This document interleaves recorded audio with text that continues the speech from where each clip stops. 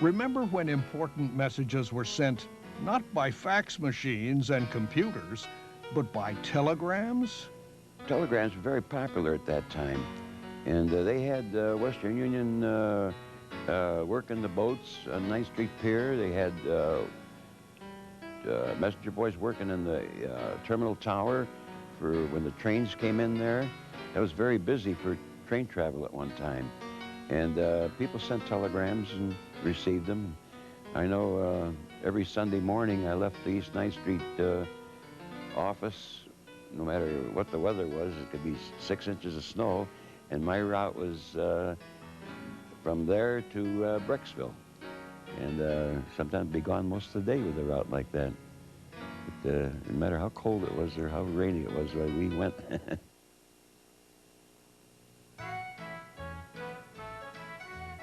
Once upon a time, in the days of root cellars and ice boxes, keeping a family fed was almost a full-time job.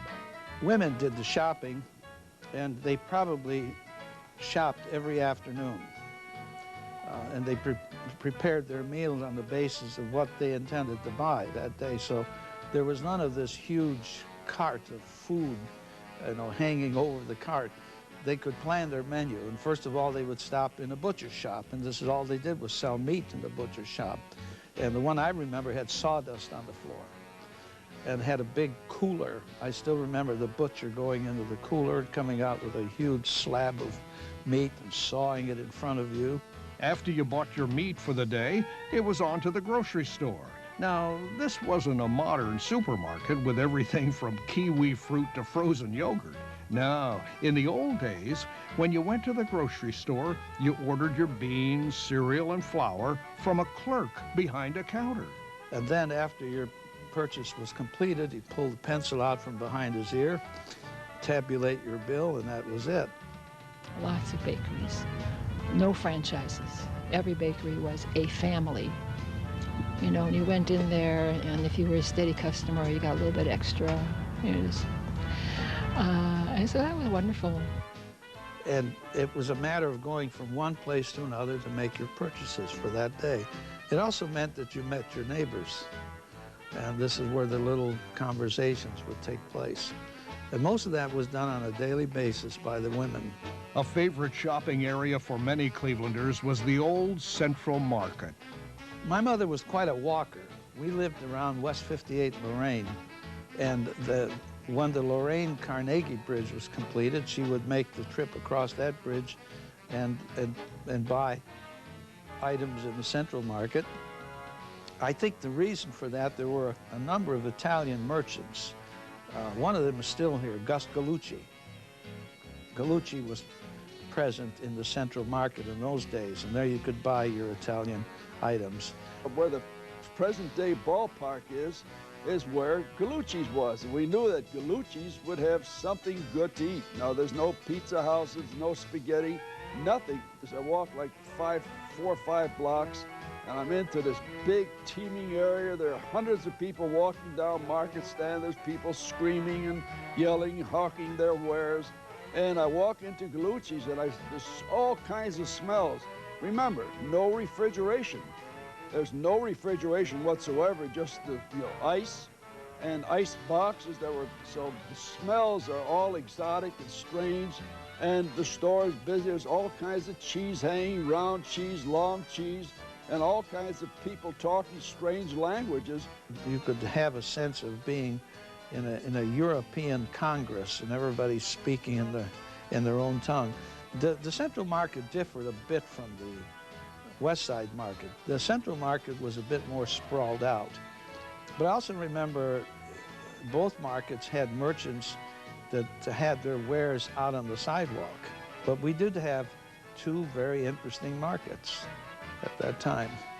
And now, of course, Central Market is the gun arena and a baseball field.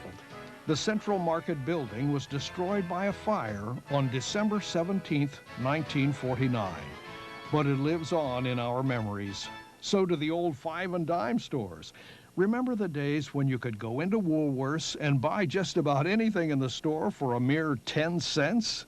Woolworth's was on the corner of 4th and Euclid.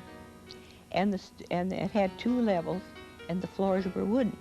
And there was a woman who would, there'd be a piano there, and if you wanted a piece of sheet music, popular music, you take it over to her and she'd play it for you. And if you liked it, you bought it. So I think that's kind of different. You didn't have anything like that today. We go buy records and CDs and so forth, and you buy what you get. You know, you can't play it first. But those days, why, you could do this. And back in the old days, an illness in the family usually meant a trip not to the local doctor's office, but to the local drugstore. The drugstores were, in reality, drugstores. You could not buy lawnmowers or anything else. And the druggist was usually the local doctor.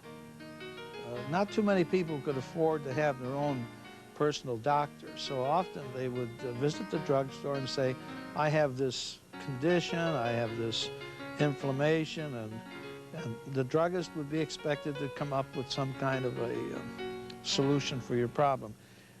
Probably the only thing that was added to the drugstore was the soda fountain, which had little chairs, and I think that's where the term soda jerk originated, because the person on the other side of the counter would mix up the sundaes, milkshakes, and sodas.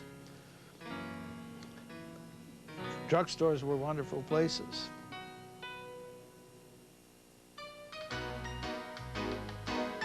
Remember when $3.99 would get you a rugged men's gabardine jacket? Or a cool, crease-resistant rayon dress at the Halle Brothers department store? Remember when Higbee's promised foam cushion comfort from heel to toe in its stylish Dream Step casual shoes for only $2.98 a pair? Think back to the 1950s. That's when these ads all appeared in Cleveland's newspapers. And who can forget this television commercial?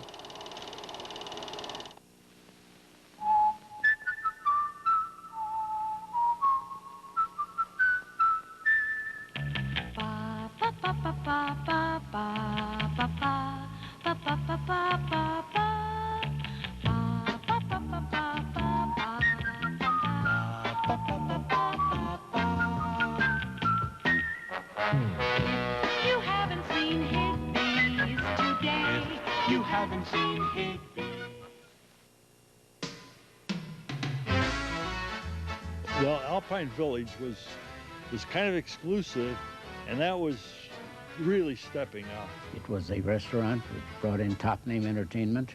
And I'd say it was one of my top favorite restaurants and nightclubs of all the ones I remember downtown.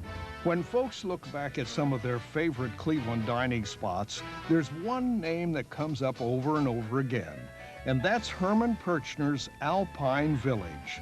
This popular restaurant and nightclub opened in 1934 at 1614 Euclid Avenue.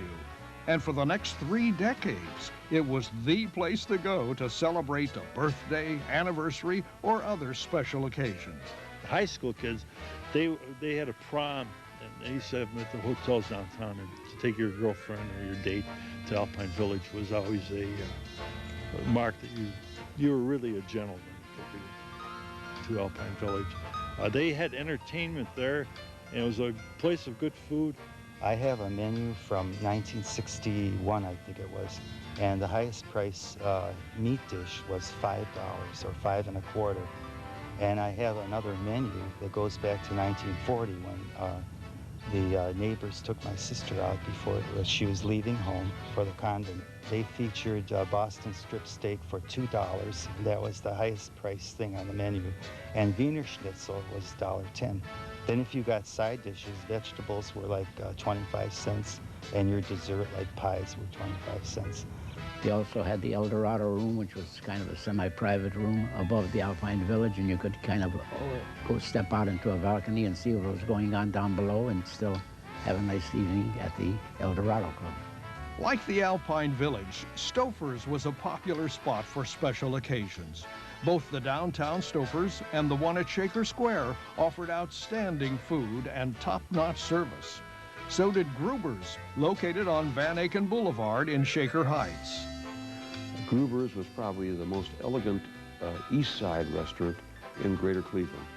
You had to wear a tie to go in there, and the food was really elegant. The one exception it made to people who had to wear a tie was a man named Bill Veck. Bill Veck was one of the owners of the Cleveland Indians, the days of Lou Boudreau and Luke Easter and Larry Doby and Earl Averill and those legendary baseball figures. He had a table in the rear of Gruber's where he and his friends, mainly in the media and the sports area and the theatrical area, would join him for dinner.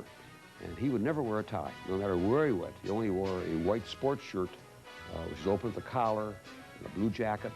Never wore a tie, and he was permitted to come to Gruber's, only one, without a tie. Everybody else, they had some ties there. If you didn't wear a tie, they'd give you a tie when you came in. But you had to have a tie and a jacket, but not Bill Veck. Yes, Cleveland offered a wealth of fine dining experiences. And if you were in the mood for a more casual meal, you still had plenty of terrific restaurants to choose from.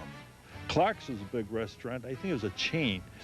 When I was romancing my wife in the 1950s, we used to go to one of the shows, either State or the Palace or Stillwell, or one of those shows downtown, or the Allen.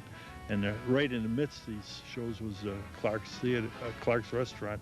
And I'd take her there for, I don't know, I think we had a piece of pie, and I had about $2 in my pocket. Whatever I had, we had a piece of apple pie with some ice cream and a cup of cocoa, and I think the bill came about $1.75, and I was